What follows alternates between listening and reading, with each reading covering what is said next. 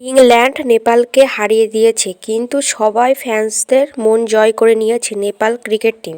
কারণটা হলো আজকে নেপাল ভার্সেস ইংল্যান্ডের ম্যাচ খেলা হয়েছে, যেখানে নেপাল টিম 184 রান পিছন করতে করতে 180 রান করেছে।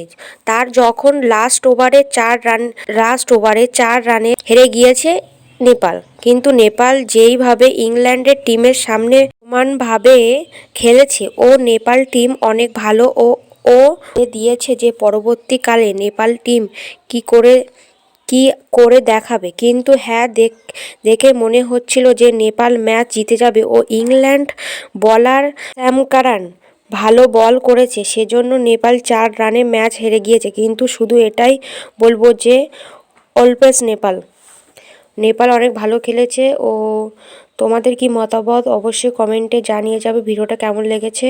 আরও নতুন খেলার আপডেট পেতে আমার ইউটিউব চ্যানেল সাবস্ক্রাইব করো, লাইক করো। অসংখ্য ধন্যবাদ সবাইকে ভিডিওটা দেখার জন্য।